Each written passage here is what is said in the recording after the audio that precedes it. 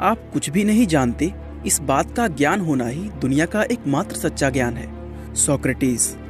दोस्तों, दुनिया के सबसे महान फिलोसफर्स में शुमार किए जाने वाले सोक्रेटिस का नाम आपने पहले भी कई बार सुना होगा। वो एक ऐसे फिलोसफर थे जो अपने विचारों से दुनिया में क्रांति ले आए थे और अपनी टीचिंग्स के जरिए उन्होंने लोगों के सोचने का नजरिया ही बदल दिया था।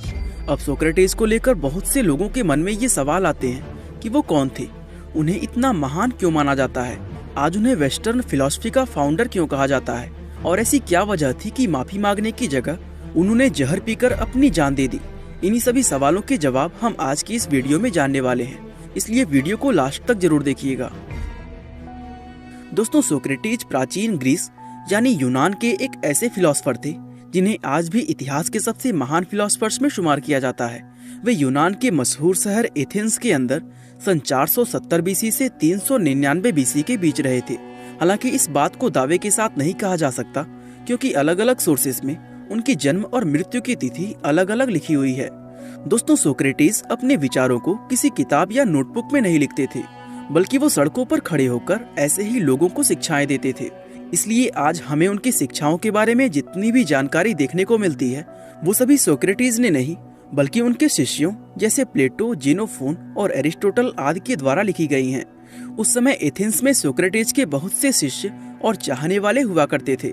खास तौर से वो उस समय के यंग लोगों के बीच काफी ज्यादा फेमस थे, लेकिन उन सभी में उनका सबसे बड़ा शिष्य प्लेटो को माना जाता है। साथ ही सोक्रेटिस के बारे में आज हमें जितनी भी जानकारी मिलती है, उसमें सबसे ज्यादा प्लेटो के द्वारा ही लिखा गया है। और इन सभी लोगों की राइटिंग से हमें ये पता चलता है कि सोक्रेटिस एथेंस के अंदर एक बहुत ही प्रभावशाली व्यक्ति थे। उनका जन्म एक गरीब परिवार में हुआ था, जहां उनके पिता स्टोन मेसन या कहें एक संगतराज थे। उनकी फिजिकल अपीयरेंस की अगर बात करें तो उनका कद छोटा था और आंखें बाहर को निकली हुई थी। कहते हैं कि अपने पिता की तरह सोक्रेटिस ने भी कुछ समय तक शिल्पकारी का काम किया था। इसके अलावा वे एक सिपाही भी रहे थे, जहां उन्होंने एथेंस की तरफ से एक युद्ध में भाग भी लिया था, और इस युद्ध के बाद ही वो एक फिलोसफर बने थे। अब सोक्रेटिस ने फिलॉसफी में कदम क्यों रखा और उन्हें दुनिया के दूसरे फिलोसफर्स से इतना ज्यादा खास क्यों माना गया, ये समझने के लिए पहले हमें ये जानना होगा कि सोक्रेटिस से पहले दुनिया में कौन कौन से फिलोसफर हुए और उन्होंने लोगों को क्या शिक्षाएं दी। दोस्तों, जो फिलोसफर सोक्रेटिस से पहले हुए उन्हें प्री सोक्रेटिक फिलोसफर कहा जाता है, और इन फिलोसफर्स में मिलेशियन थेल्स, एनाक्सीमेंडर और डेमोक्रिटस जैसे फिलोसफर शामिल थे। इन सभी फिलोसफर्स के बीच एक चीज कॉमन थी, वो ये कि फिलोसफी में इन सभी के सब्जेक्ट ऑफ इंक्वायरी पृथ्वी और ब्रह्मांड जैसी चीजें हुआ करती थी। यानी ये फिलोसफर मटेरियल वर्ल्ड को समझना चाहते थे, और इन सभी का पूरा अध्ययन सिर्फ इसी विषय पर होता था कि यूनिवर्स किस तरह से काम करता है, यूनिवर्स किस चीज से बना है और प्रकृति में चेंजेस कैसे होती हैं। ये सभी फिलोसफर इस तरह के सवालों के जवाब खोजने की कोशिश करते थे। कोई कहता था कि यूनिवर्स में हर एक चीज पानी से बना है, तो वहीं कुछ का ये कहना था कि नेचर में जितने भी बदलाव हमें देखने को मिलते हैं, उनके पीछे कोई भी खास प्रिंसिपल नहीं है। यानी जो दिख रहा है, जो हो रहा है, सिर्फ वही हकीकत है। दोस्तों, सोक्रेटिस के फिलॉसफी में आने से पहले ग्रीस के अंदर सोफिस्ट भी काफी फेमस थे। ये सोफिस्ट एक तरह के टीचर होते थे जो लोगों को पैसों के बदले शिक्षाएं देते थे। मुख्य रूप से ये ग्रीस के लोगों को बिजनेस और पॉलिटिक्स में सफलता हासिल करने के गुण सिखाते थे। इन सोफिस्ट की फिलॉसफी ये थी कि यूनिवर्स में कुछ भी फिक्स्ड नहीं है, और जो कि यूनिवर्स में लगातार सब कुछ बदल रहा है, इसलिए जस्टिस, सच और विजडम जैसी चीजों का मतलब भी फिक्स्ड नहीं हो सकता। दोस्तों, सोक्रेटिस सोफिस्ट की इन फिलॉसफी से एग्री नहीं करते थे, और उनके फिलॉसफी में कदम रखने के पीछे भी सबसे अहम वजह यही थी। उन्होंने लोगों को ये बताया कि सोफिस्ट का ऐसा कहना कि जस्टिस, ट्रुथ और विजडम जैसी चीजों का मतलब फिक्स्ड नहीं हो सकता, ये पूरी तरह गलत है। असल में सोक्रेटिस ने ऐसा कभी नहीं कहा कि उन्हें सब चीजों के बारे में पता है या वो दुनिया के सबसे बड़े ज्ञानी हैं, बल्कि वो तो ये कहते थे कि किसी इंसान का ये समझ लेना कि उसको कुछ भी मालूम नहीं है, यही सबसे बड़ा और सबसे सच्चा ज्ञान होता है। फिलॉसफी में कदम रखने के बाद सोक्रेटिस ने उन चीजों के बारे में सवाल उठाए जिनके बारे में दुनिया के किसी फिलॉसफर ने सोचा तक नहीं था।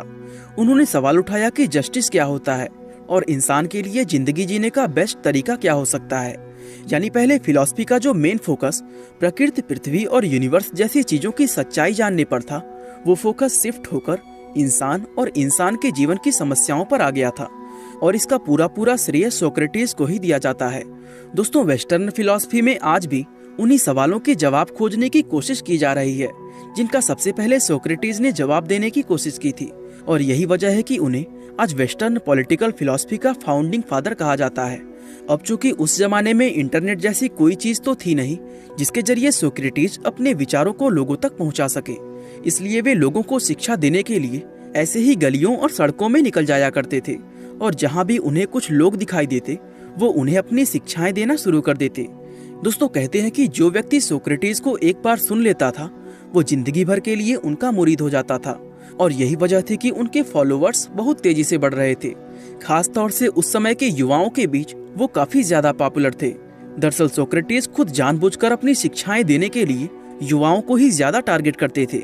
वो कहते थे कि किसी भी बात को ऐसे ही किसी से सुनकर सच मत मानो, बल्कि उसके पीछे की वजह का पता लगाओ और उसके लॉजिक को समझने की कोशिश करो। इस तरह से उन्होंने लोगों को सवाल पूछना और तर्क करना सिखाया था। दोस्तों, ये वो समय था जब राजाओं और महाराजाओं के शासन होते थे और उस समय दुनिया में धर्म के नाम पर बहुत से अलग अलग देवी देवताओं को पूजा जाता था। अब उस समय कोई भी व्यक्ति किसी देवी देवता को लेकर अगर कोई सवाल भी उठाता तो ईश्वर की निंदा करने के आरोप में उसे सीधा मौत की सजा सुना दी जाती थी। ऐसे समय में सोक्रेटिस ने बिना डरे हर उस चीज के बारे में सवाल उठाया जो गलत थी और उस समय उनका ये सवाल उठाना ही एक बहुत बड़ी बात थी, क्योंकि अपने इन्हीं सवालों से वो ग्रीस के अंदर एक क्रांति लाए थे। ज्ञान के बारे में सवाल पूछने पर सोक्रेटिस कहते थे कि नॉलेज को ना तो पढ़ाया जा सकता है और ना ही सीखा जा सकता है। नॉलेज हर एक इंसान के अंदर होती है जिसे वो व्यक्ति खुद ही बाहर निकाल सकता है। अब सवाल ये आता है कि अपने अंदर छिपे इस नॉलेज को बाहर कैसे निकाला जाए। इसके जवाब में सोक्रेटिस कहते हैं कि नॉलेज को सिर्फ डायलेक्टिक्स मेथड से ही बाहर निकाला जा सकता है, जिसे दूसरे शब्दों में हम सोक्रेटिक मेथड भी कहते हैं। सोक्रेटिक मेथड असल में दो या दो से अधिक लोगों के बीच होने वाली बातचीत या कहें एक आर्ग्यूमेंट होता है, जिसमें सबसे पहले किसी भी एक विषय को लेकर एक ओपिनियन रखा जाता है।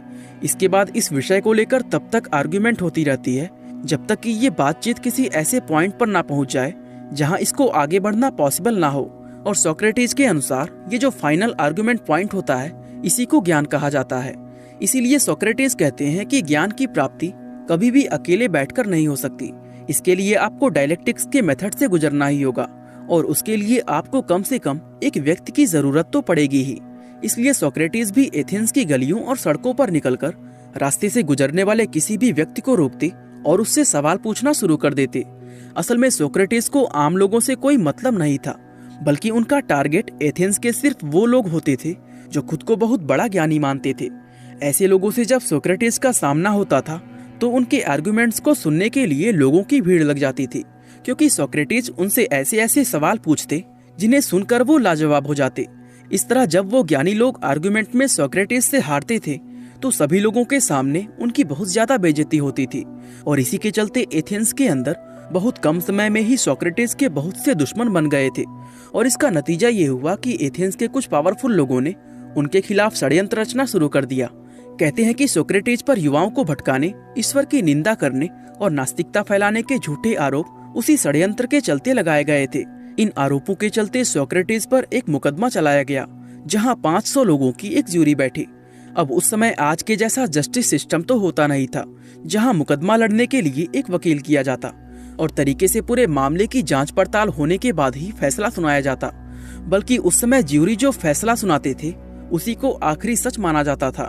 इस मुकदमे के दौरान सोक्रेटिस को अपने डिफेंस में बोलने का मौका दिया गया और कहते हैं कि उस समय सोक्रेटिस इतना जबरदस्त बोले थे कि वहाँ मौजूद हर एक व्यक्ति उनकी बातों को सुनकर पूरी तरह हैरान रह गया था। लेकिन चूंकि ये पूरा मुकदमा एक षड्यंत्र रचकर चलाया जा रहा था, इसलिए सोक्रेटिस का बोलना या ना बोलना कुछ मायने नहीं रखता था।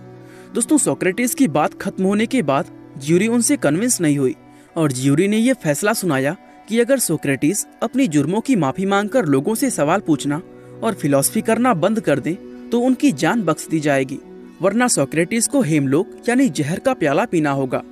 अब दोस्तों, सोक्रेटिस अगर चाहते तो माफी मांगकर अपनी जान बचा सकते थे, लेकिन किसी ऐसे गुनाह के लिए माफी मांगना जो उन्होंने किया ही ना हो, ये उनके सिद्धांतों के खिलाफ था। सोक्रेटिस कहते थे कि फिलॉसफी को छोड़ने का मतलब नॉलेज और विजडम की सर्च को छोड़ने के जैसा है और ये उनके लिए मौत से कहीं ज्यादा बढ़कर था। इसलिए उन्होंने जहर के प्याले को पीना सही समझा। दोस्तों, सोक्रेटिस के उस अंतिम समय में उनके बहुत से फॉलोअर्स उनके साथ मौजूद थे और वो सभी अपने गुरु से बिछड़ने के चलते बहुत ज्यादा दुखी थे। प्लेटो ने अपनी राइटिंग्स में बताया है, बड़ी ही शांति से एक कोने में जाकर बैठ गए थे और वहीं बैठे बैठे कुछ ही पलों में उनका देहांत हो गया और इस तरह उनके दुश्मन उनके शरीर को नष्ट करने में तो कामयाब हो गए, लेकिन जो विचार और शिक्षाएं सोक्रेटिस अपने फॉलोअर्स को दे गए उन्हें वो कभी मिटा नहीं सके। बाकी दोस्तों, आज के लिए बस इतना ही। वीडियो को लाइक, शेयर और चैनल को सब्सक्राइब